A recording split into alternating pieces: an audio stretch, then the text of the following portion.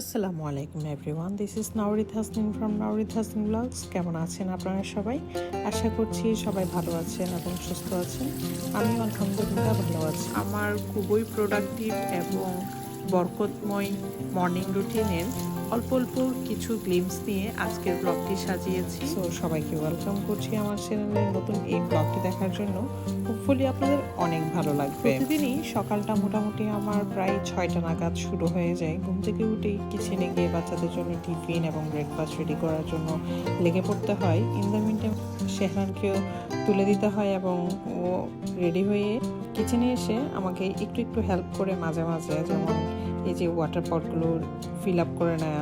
আমি টিফিনে কি নিয়ে যাবে বাচ্চারা সেটাও আগের দিন রাতের বেলা বাচ্চাদের কাছ থেকে এনশিওর হয়ে নিই এবং ওই অ্যাকর্ডিং টিফিন অথবা ব্রেকফাস্টের জন্য সব কিছু প্রিপ্ল্যান করে রাখি আর কি। যেমন কাল রাতে আহলান বলছিল প্যানকেক খেতে চাই সে, তো আমি এখন ওদের টিফিনের জন্য প্যানকেক বানাবো। বাসায় কিছু অরেঞ্জ ছিল, সো প্যানকেকে আজকে একটা অরেঞ্জ অ্যাড করব। সো এই অরেঞ্জ প্যানকেকটা আবার অনেক ফ্লেভারফুল এবং সফট হয়, তো ভাবলাম আপনাদের সাথে একটু রেকর্ড করে নিই, শেয়ার করতে পারবো এই রেসিপিটা, সেজন্য। তো এখানে আমি একটি আস্ত অরেঞ্জ প্রথমে জুস বের করে রেখেছি এবং সেই সাথে অন্য একটা বাটিতে প্রথমে 2টো ডিম ফেটে নিয়েছি। সাথে অ্যাড করে দিলাম হাফ কাপ চিনি এবং 1 চিমটি লবণ। সাথে অ্যাড করে দিচ্ছি মাল্টা বা অরেঞ্জের যে জুসটা আমি আগেই বের করে রেখেছি, সেটা আমি প্রথমে অল্প দিয়েছি আর বাকিটুকু একেবারে শেষের দিকে অ্যাড করেছি। আপনারা চাইলে একসাথে অ্যাড করে দিতে পারেন। প্যানকেকে ভালো একটা ফ্লেভার আসার জন্য অ্যাড করে দিলাম 1/4 কাপ মতো বাটার। আপনারা এই বাটারের পরিবর্তে চাইলে ঘি অথবা কুকিং অয়েল অ্যাড করতে পারেন। সাথে দিয়ে দিয়েছি হাফ চা চামচ মতো ভ্যানিলা এসেন্স, তবে এই ক্ষেত্রে অরেঞ্জ এসেন্স দিতে পারলে বেশ ভালো হতো। আমার হাতের কাছে ছিল না, তাই আমি ভ্যানিলা এসেন্স দিয়ে কাজটা চালিয়ে নিলাম আর কি। সবগুলো লিকুইড ইনগ্রিডিয়েন্ট ভালো মতো মিক্স করার পর আমি এখন ড্রাই ইনগ্রিডিয়েন্টসগুলো একে একে অ্যাড করে নিব।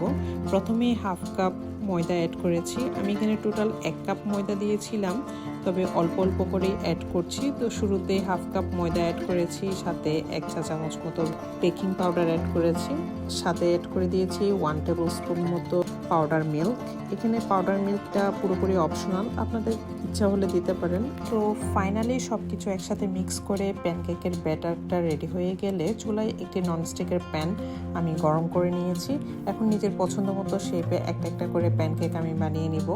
টাইমটা সেভ করার জন্য আমি প্যানকেকের সাইজটা একটু বড় করেছি, এতে করে আমি পরে এগুলো ছোট ছোট কাট করে বাচ্চাদের জন্য টিফিনে দিয়ে দিতে পারবো। আমাদের প্রত্যেকের প্রতিদিনকার কাজকর্ম অনুযায়ী আমরা লাইফস্টাইল এবং প্রপার একটা স্কেজুল ফলো করে থাকি, আর আমার ক্ষেত্রে সকালের এই টাইমটা অনেক বেশি হ্যাকটিক যায়। তাও শত কর্মব্যস্ততার মাঝখানে অল্প অল্প করে রেকর্ড করেছি আপনাদের সাথে আমার আজকের মর্নিং রুটিনটা শেয়ার করব বলে ব্লগের মাধ্যমে। আর এই ব্লগে যদি আপনাদের অ্যাপ্রিসিয়েশন পাই তাহলে ফিউচারে অবশ্যই এই ক্যাটাগরির ব্লগ আরও বেশি শেয়ার করতে পারবো এবং এনকারেজ ফিল করব। সো আপনারা কমেন্ট করে আমাকে অবশ্যই জানাবেন আজকের এই ব্লগটি আপনাদের কাছে কেমন লেগেছে সেটা। এদিকে আমার সবগুলো প্যানকেক বানানো শেষ। এখন আমি এগুলোকে ছোট ছোট পিস করে নিয়েছি, বাচ্চাদের টিফিনে দিতে সুবিধা হবে সেজন্য। আহলানের জন্য প্রতিদিন না হয় একদিন পর পর চেষ্টা করি ওর টিফিনে কোনো না কোনো একটা ফ্রুটস অ্যাড করি। তো আজকে ওর কাছ থেকে জিজ্ঞেস করে মালটা অ্যাড করছি প্যানকেকের সাথে। আই হোপ বাচ্চা শেষ করে আসতে পারবে, স্কুল থেকে যখন আসবো তখন হয়তো বা টিফিন বক্সটা আমি খালি পাবো। সো যাই হোক, এখন বাচ্চাদের টিফিন রেডি করে নিয়েছি। In the mean time Shehran নাস্তা করে রেডি হয়ে গিয়েছে।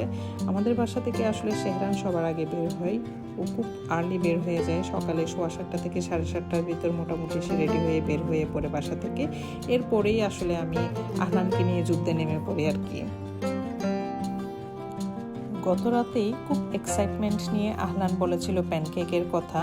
এখন নাস্তার টাইমে যখন প্যানকেক দেখেছে যত তাল বাহানা শুরু করে দিয়েছে সে।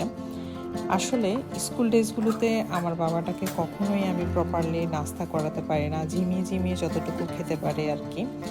আর ইন দ্য মিন টাইম আমি চলে এসেছি কিচেনে আমার হাজব্যান্ডের জন্য নাস্তা রেডি করবো সেজন্য। তো প্রথমে চা বসিয়ে দিয়েছি চুলায়, কারণ সে চা দিয়ে পরোটা খাবে বলেছে। আসলে আমরা যারা চাটগাঁয়ে আছি আমাদের কাছে এই চা দিয়ে পরোটা মনে হয় যেন জাতীয় খাবার, সকালের নাস্তায় আর কি। ওইদিকে আহনানকে নাস্তা করতে বসিয়ে দিয়ে আমি এখন সবগুলো পরোটা একে একে সেঁকে নিচ্ছি। ওর জন্য যখন আমি নাস্তা রেডি করি তখন চেষ্টা করি একেবারে আমার জন্য রেডি করে ফেলতে, এতে করে আমার আবার দ্বিতীয়বার কিচেনে আসতে হয় না। তো যাই হোক, এখন আমি নাস্তাটা রেডি করে নিচ্ছি, খুব চটজলদি করছি। আর বেশ কয়েকটা পরোটা আবার একটু বেশি পুড়ে ফেলেছি, ব্যাপার না, একটু খাওয়া যায় এরকম পুরো পরোটা আবার খেতে অনেক সময় ভালোই লাগে। আসলে ডাইনিং টেবিলে আহনানকে একটু মুখে খাবার দিয়ে দৌড়ে এসে পরোটা উল্টে দেখি পুড়ে ফেলেছি। সো যখনই আসলে আমি কাজে দোটানায় থাকি তখন এরকম কিছু না কিছু একটা গন্ডগোল করে ফেলি। সত্যি বলতে দূর থেকে কারোর লাইফটা যতটা পারফেক্ট মনে হয় আসলে তেমনটা মোটেও না। সব মিলিয়ে বলা যেতে পারে এই সময়টাতে আমি মাল্টিটাস্কিংয়ের মধ্যেই থাকি।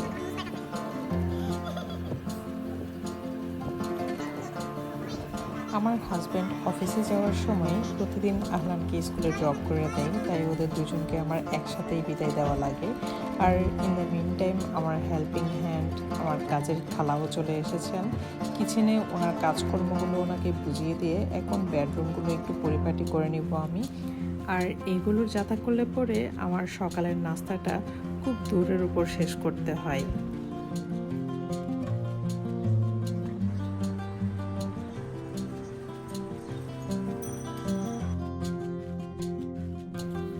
বাসা গোছানোর এই খুঁটিনাটি কাজগুলো যতক্ষণ করতে থাকি তখন মনে হয় যেন এইবারই শেষ, এরপর আর করতে হবে না। বাট এই কাজগুলো শেষ আর হয় না, মনে হয় যেন একেবারে নেভার এন্ডিং প্রসেস।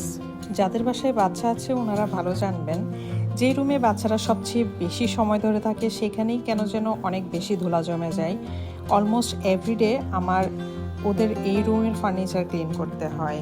বাচ্চাদের এই রুমটাতে যখন আসি আমার অন্যান্য রুমের চেয়ে অনেক বেশি সময় দিতে হয় এখানে।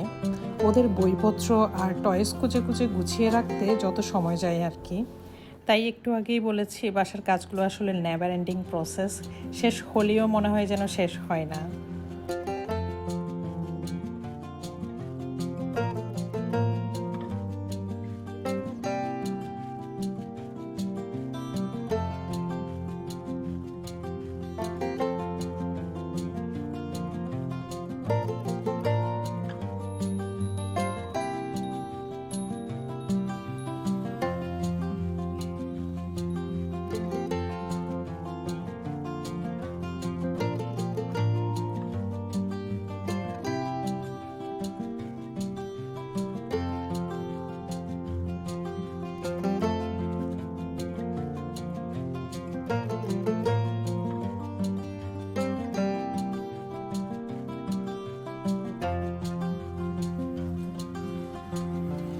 বাসার প্রতিটা রুমের ডাস্টিং অ্যান্ড ক্লিনিংয়ের কাজ শেষে একটু ব্যালকনিতে আসলাম। ইদানিং আমার ব্যালকনিতে এরকম শুকনো পাতা ঝরে পড়ে থাকতে দেখি সব সময়। সিজন চেঞ্জ হওয়ার কারণে আস্তে আস্তে গাছের সব কয়টা পাতা ঝরে পড়ে, আবার অল্প কিছুদিন সময়ের মধ্যে শীতকাল চলে আসবে। এটাই আসলে প্রকৃতির বাস্তবতা।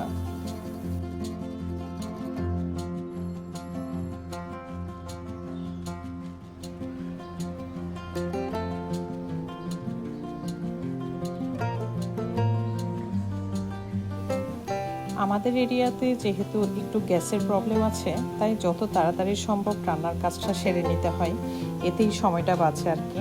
তো আজকে রান্না করেছি আমাদের জন্য বাটা মাছ। এই মাছটাতে একটু ছোটো ছোটো কাঁটা থাকে, সেজন্য বাচ্চারা খেতে চায় না, তবে এই মাছটা খেতে অনেক বেশি সুস্বাদু। তো এই মাছটাতে আমি আজকে অ্যাড করেছি কচুরমুখী। কচুরমুখীটা আমি প্রথমে একটু সিদ্ধ করে নিই হালকাভাবে, এতে করে গলা ধরে না। তো যাই হোক, এই কচুরমুখী দিয়ে বাটা মাছ রান্না করেছি, সেটা তো আমরা খাবো। আর বাচ্চাদের জন্য অন্যদিকে রান্না করেছি একটু চিকেন। এইভাবে চিকেন বা বিফ রান্না করা থাকলে বাসায় ওদের খাওয়া দাওয়া নিয়ে আমার আর অত চিন্তা করতে হয় না। ফ্রিজে বেশ কিছুদিন ধরে কয়েকটা তিতা করলা রয়ে গিয়েছিল, তো ওইগুলো সব একসাথে আমি ভাজি করে ফেলেছি আজকে। এখান থেকে অল্প একটু বক্স করে রেখে দিব, অন্য কোনো একদিন খেতে পারবো সেজন্য। আর সব রান্নার কাজ শেষ হয়ে গেলে আমি এখন ওয়াশিং মেশিনে কাপড়টাও দিয়ে দিচ্ছি ধোয়ার জন্য। একবার যখন আমার এই বাসার কাজগুলো শেষ হয়ে যায়, স্পেশালি কিচেনের কাজ, তখন আমি মনে হয় যেন সব রেসপন্সিবিলিটি একাধারে পালন করে ফেলেছি, মনে মনে এটাই ফিল হয় আর কি। সকালের এই সময়টাতে যতই দৌড়ের উপর থাকি না কেন, সারাদিনের 70% কাজ আমার ডান হয়ে যায় এই 4 থেকে 5 ঘন্টার মধ্যে। তাই আপনি যে রুটিনই ফলো করেন না কেন, প্রোডাক্টিভলি টাইমটা ইউজ করতে পারলে ম্যাক্সিমাম কাজ সেরে নেওয়া যায়। এটা আসলে পুরোপুরি ডিপেন্ড করে আপনার নিজের উপর। আমার তো আবার একটু পরে বের হয়ে পড়তে হবে, যেহেতু বাচ্চাদেরকে স্কুল থেকে পিক করে নিয়ে আসতে হবে। আর তাছাড়া আহলানেরও 12:30টায় স্কুল ছুটি, সো একটু আর্লি বের হতে হয় ওকে নিতে হলে। সো চাইলেও আমি বাসার এইসব ফিক্সড কাজে কর্মে গাফিলতি করতে পারি না, কারণ দিন শেষে এই রেসপন্সিবিলিটিগুলো আমার নিজেরই পালন করতে হবে, এখানে আর দ্বিতীয় কোনো অপশন নেই। সো আমিও এখন ব্লগের একেবারে শেষ পর্যায়ে চলে এসেছি। আমার আজকের এই মর্নিং রুটিন ব্লগ আপনাদের কাছে কেমন লেগেছে সেটা কমেন্টের মাধ্যমে জানাতে ভুলবেন না। সবার সাথে দেখা হবে নতুন কোনো একটি ব্লগে। ততদিন পর্যন্ত ভালো থাকবেন। আসসালামু আলাইকুম।